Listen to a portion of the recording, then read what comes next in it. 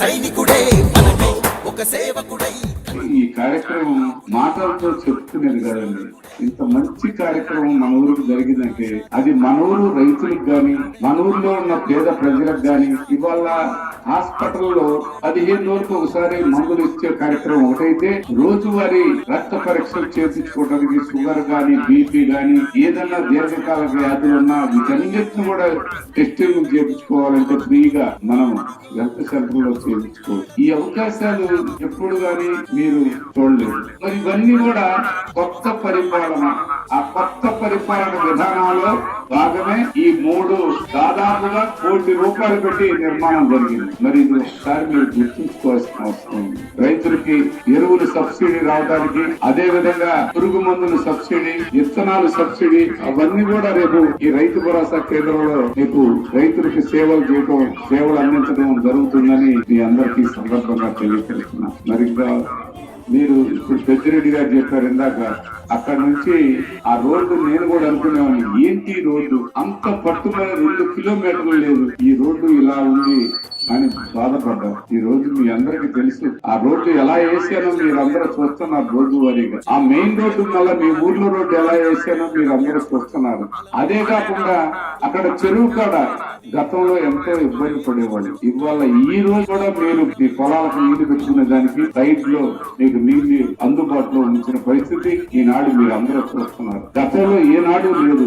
అక్కడ సింగర చెరువు పక్కన నీళ్లున్న చెరువు, ఆ చెరువు పక్కన మీకు సపరేట్ గా మీకు నీళ్లు వచ్చే విధంగా ఏర్పాటు చేసినటువంటి పరిస్థితి మీ అందరికీ తెలుసు. ఇవాళ అవసరమైతే దొండపాటి చెరువు నుంచి కూడా నీళ్లు పెట్టుకుంటున్నాం, మీకు అందిస్తున్నాం. ఏ దొండపాటి చెరువు నుంచి మీ పొలాలన్నిటికీ అవకాశం కల్పిస్తున్నాం. గతంలో మీరు ఎప్పుడన్నా చూసారా? అది మీకు ఎప్పుడన్నా ఆ అవకాశం వచ్చిందా? ఆ అవకాశం కల్పించారా ఈ పెద్దలు? ఇవాళ రైతు బాగుండాలి, మా ఉప్పరపాలెం గ్రామ మా ఊళ్ళందరూ చల్లగా ఉండాలి, వాళ్ళ చల్లని దీవెనలతో నలుగురికి పని దొరకాలి, మంచి జరగాలి అనుకుంటూ ఈ బ్రహ్మనాయుడు ఎప్పుడు మీకోసమే ఆలోచిస్తున్నాడు అన్న సంగతి మీరు అర్థం చేసుకుంటే చాలు. అబద్ధాలు చెప్తున్నారు, అబద్ధాల ప్రచారం చేస్తున్నారు. ఆ ప్రచారాల్లో ఎక్కడ వాస్తవం ఉందేమో మీరు తెలుసుకోండి.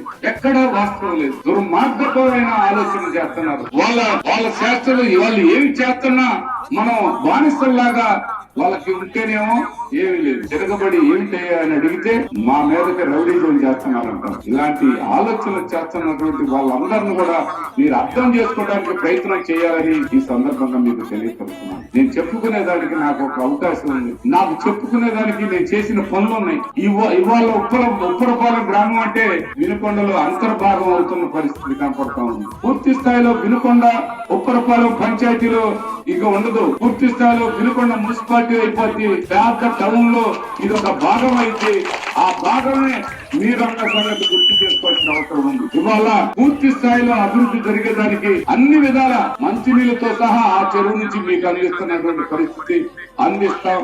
వాళ్ళు తిప్పితే నీళ్లు వస్తాయని కూడా మీకు ఈ సందర్భంగా తెలియపరుస్తున్నా. అంటే నేను ఎందుకు చెప్తున్నా అంటే, ఉప్పరపాలెం గ్రామం వినుకొండకి కేకేస్తే కేక దూరంలో ఉన్నటువంటి ఊరే ఉప్పరపాలెం. ఉప్పరపాలెం కష్టజీవులు, కష్టాన్ని నమ్ముకున్నటువంటి వాళ్ళు, ఆ కష్టంతో బతుకుతున్నటువంటి వాళ్ళు, వాళ్ళకి మంచి చేయాలన్నదే నా ఆలోచన. తెలుగుదేశం పార్టీ వాళ్ళు ఎప్పుడు ఏమీ చేయలే. కొత్త పరిపాలన అంటే జగన్మోహన్ రెడ్డి గారు. ఈ కొత్త పరిపాలనలో నాందే ఈ గ్రామ సచివాలయం, అదే రైతు భరోసా, అదే హెల్త్ సెంటర్. వీటన్నిటి కూడా 1,30,000 మందిని అందుబాటులోకి తీసుకుని వాళ్ళందరికీ సర్వీస్ ఇస్తున్నటువంటి వాళ్ళే సచివాలయ సిబ్బంది. మరి ఆనాడు ఎప్పుడైనా అవ్వతాతలకి పెన్షన్ ₹1000 ఇచ్చి చంద్రబాబు నాయుడు గారు అబ్బా నేను భలే ఇచ్చాను అని అన్నాడు. అది ఇచ్చింది ఎంతమంది? 39 లక్షల మందికి. ఇవాళ మనం పెన్షన్ ఇస్తుంది ఎంత?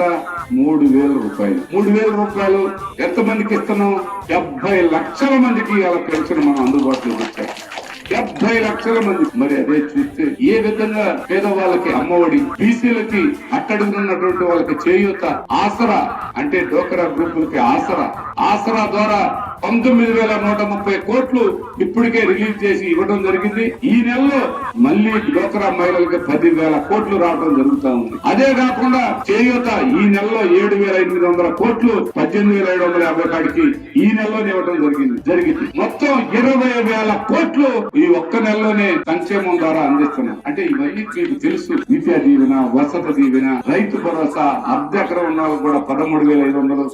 ఏనాడైనా చంద్రబాబు నాయుడు గారు ఏ ఒక్క పనైనా ఇదిగో ఇది నేను చేశాను, ఇది నేను రైతుకు చేశాను, ఇది నేను పేదవాడికి చేశాను, ఇది క్షేత్రస్థాయిలో నేను తీసుకెళ్లి వాళ్ళకి డబ్బులు ఇచ్చానన్నది లేదు. ఈ రోజు జగన్మోహన్ రెడ్డి గారు నాడు నేడు కార్యక్రమంలో ఇవన్నీ చేయగా మరలా కూడా ఈ ఒకవైపు ఒక భాగమైతే ఆనాడు చంద్రబాబు నాయుడు గారు ఏ విధంగా పూర్తి స్థాయిలో 14 సంవత్సరాలు ముఖ్యమంత్రి చేసి ఒక్క పేదవాడికి ఒక్క పని చేయాలి. ఆనాడు ఆ దివంగత నేత ప్రీతమ నాయకుడు రాజశేఖర రెడ్డి గారు పేదవాళ్ళకి రైతులకి ఉచిత విద్యుత్ ఇచ్చాడు, రైతులకి పూర్తి స్థాయిలో రుణమాఫీ చేశాడు, రైతులకి అన్ని విధాల రుణమాఫీతో పాటు పేదవాళ్ళు ఎవరైతే ఉన్నారో వాళ్ళందరికీ ఆరోగ్యశ్రీ ద్వారా ఆపరేషన్ చేయాలంటే గుండె జబ్బు వస్తే దేవుణ్ణి నమ్ముకోవడం తప్ప ఎలాంటి అవకాశం లేదు. ఆరోగ్యశ్రీ అవకాశం అందుబాటులో తెచ్చాడు. ఇలాంటి మరి ఫీజు రియంబర్స్మెంట్ తెచ్చాడు. చంద్రబాబు నాయుడు గారు ఏం తెచ్చారు?